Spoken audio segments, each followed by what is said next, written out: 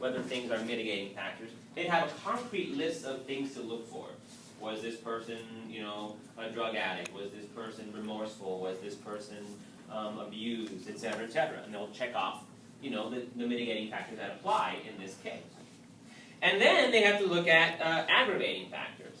Aggravating factors are things that make the crime especially heinous.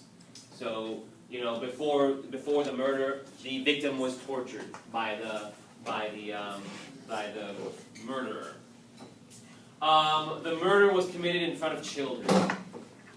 The murderer is not remorseful. He's kind of like, woo, I killed people, yay. The murderer is, what was I going to say? This isn't the first time that they've been in trouble with the law. In fact, they've been in trouble with the law a lot. Or the person killed multiple people within a certain span of time. These are aggravating factors and makes the crime, harsh and especially heinous.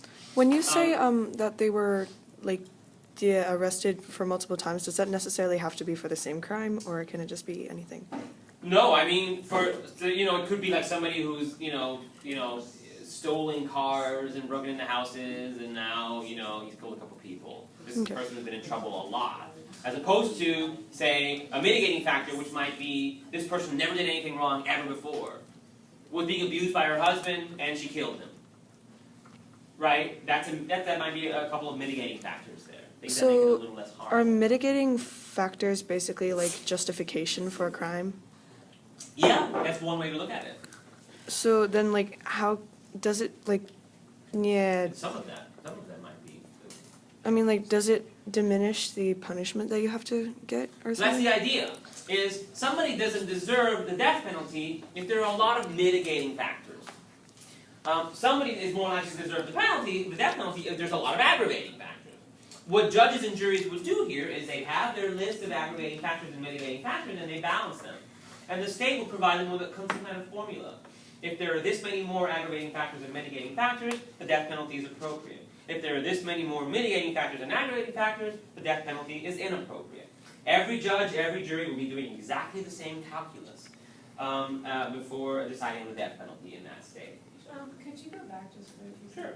Thank you. So that's one way that states change their laws to make the death penalty applied a little bit more uniformly, a little more justly, with more protection for due process rights, right?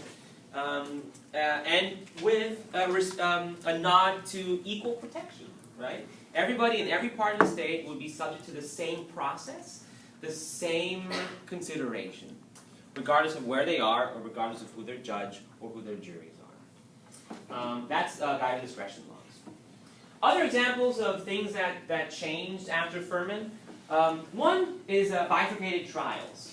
So some states instituted a system where before the death penalty is applied, a person would first be convicted of the crime in one trial, and then have a different trial with in most cases a different jury to determine if they are to be sentenced to death.